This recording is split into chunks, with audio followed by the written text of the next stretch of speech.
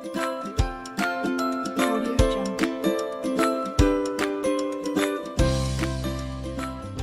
guys, so today was a pretty boring, eventless day, and I decided what better to do than bake.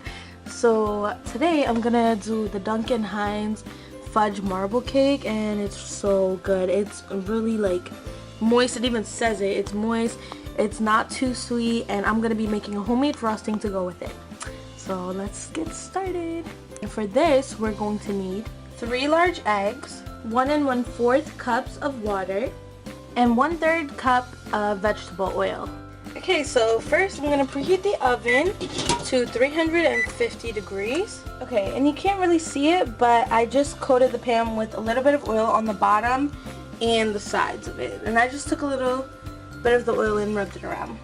And now, as you can see, I sprinkled a little bit of flour on the bottom of the pan, just a little bit to coat it, and you can also kind of spread it out a little bit. But this isn't so common for all cake box mixes, but for this one it kind of requires that. So I put my baking pan aside, and I got my big mixing bowl here. I like mixing the wet ingredients first, so I have the water in there, and then I'm going to add the oil. I like cracking the eggs separately from the big bowl just to double check and make sure that they're good. Just give it not too much, just a little whisk to kind of get it incorporated in there. And then I'm going to add it to the mixing bowl. Okay, so those are all the wet ingredients. And I don't know if you can tell in the camera, but this is a yellow mixed cake. It's not a white cake, it's a yellow cake. So it has a little bit of a golden color. I think in the camera it looks white, but we're gonna add the powder. Oh, there's the oven preheating. We're gonna add the powder into the liquid mix. Okay, so I added the cake mix to the liquid ingredients, and I just like taking the spoon and kind of going around and incorporating a little bit, just a tiny bit, so that way when I put the mixture on, it doesn't splash up everywhere. So just a little bit, kind of like this. And now that you have a little bit of that moisture in there, I'm gonna take the beater and we're going to mix it for 30 seconds on low.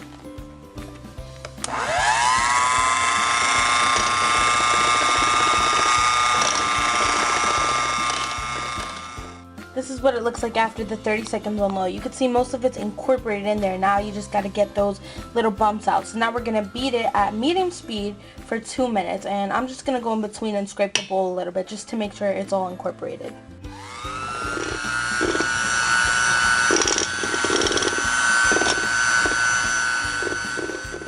We finished mixing it. Actually, it looks a little bumpy still, but it's really pretty smooth. And I just want to show you. See the liquid just kind of dripping off the spoon there. So you could tell it's definitely a watery batter. I mean, it's a little smoother. It is a cake batter, so it's not thick like bread or cookie dough or something. So for this recipe, we're doing a chocolate swirl, as you can see kind of on the box right there. And so we have a nice like cocoa powder, and it smells just like when you make hot chocolate. And the recipe calls for taking out a cup of the batter and mixing it with the cocoa powder. But from my past experience of making this cake, I feel like 1 cup is actually too much because you don't want the swirls to blend. And if you have too much icing with the cocoa in it, it won't look as swirl. It'll kind of just all blend together. So I'm gonna do about 1/2 cup actually and mix it with the cocoa powder. So this is about 3/4 of a cup of the batter. As you can see, it's not that much, and I put the cocoa in there, so I'm gonna stir it now. And if I feel like it's not mixing in as smoothly as it should, or it's too thick, then I'll add a little bit more of the batter. But for now, I'm gonna keep it like this because I want those swirls to really like stand out and not just look like a chocolate cake. You want it to contrast against that, but you also want it to be flowing enough too. So right now it looks kind of thick, but I'm gonna mix in the rest of this and see where we go. Here we have it mixed in. It looks like chocolate pudding or like a brownie mix, and it smells like it too. So I have it. It's a little bit of on the thicker consistency, but it's gonna get the swirls looking good, and it's still gonna bake very evenly. I poured all of the yellow batter that we had before we took out the little cup for the cocoa, and I'm just going to spread it out nice and evenly, like so.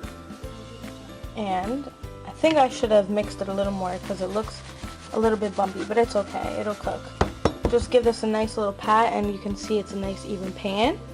And now we're gonna add the cocoa. The recipe just tells you to take all the chocolate and literally pour it on top and then swirl it.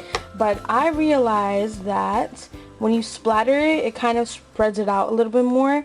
So I just like to kind of like go through and splatter it.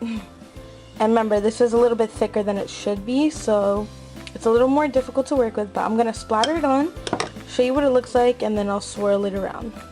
Okay, so I put some on, I dropped my knife while I was trying to put it on the counter. So I'm just using a fork now, but as you can see, I just add a little bit more and I'm just swirling it around. You don't want to swirl it too much because you see it's going to start blending. You want it to look more like a solid chocolate against the white. That's the thing though, the amount of batter they put gives you a lot of chocolate, so you want to try to bring in that vanilla. But I'm just going to trying to keep it, you know, not so much blended, but more of like that and swirled. And I'll finish adding it and then we're gonna have to put it in the oven. Okay, I just put my cake in the oven and I'm going to set the timer. I'm going to set the timer for 32 minutes.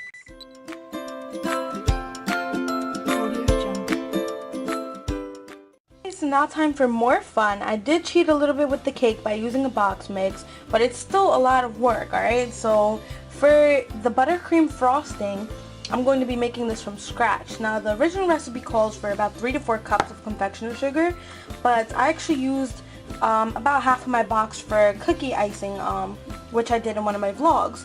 So I'm going to do this recipe with the proportions of 2 cups of confectioner sugar, and I'll give you the original recipe and my measurements proportion out. It's basically going to be half.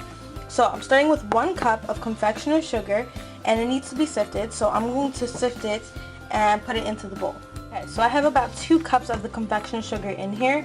Now no matter how much you're using for your recipe, make sure you have a little bit of extra on the side.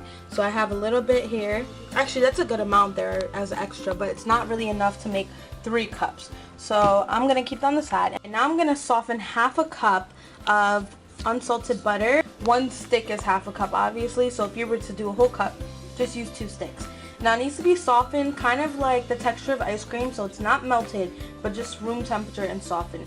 It's pretty much room temperature already, so I'm just using the back of the spoon to soften it. And it actually kind of looks like ice cream in real life already. So just keep it kind of softened like that.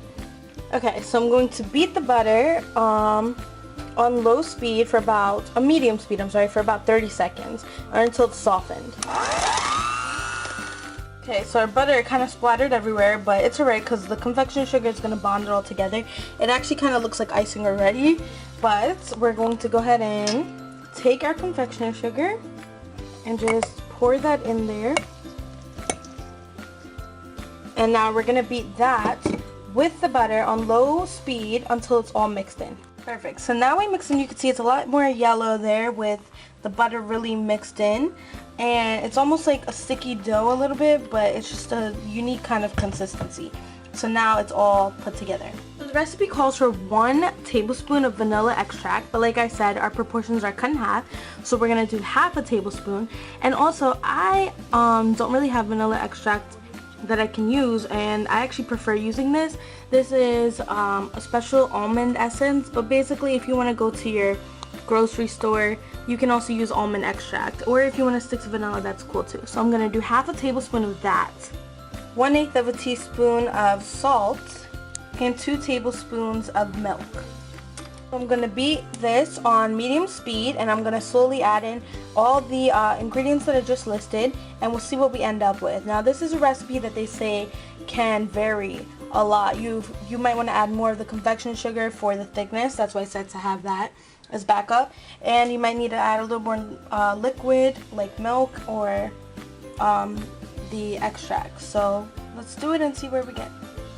So after mixing in all the liquid ingredients, I figured that I would need a little bit more of the confectioner sugar, because when you take off your mixers, you want it to kind of be a peak, a light fluffy peak, and it's a little too liquidy, as you can see. So I'm going to add a little bit more of the confectioner sugar to get the texture and density that I want.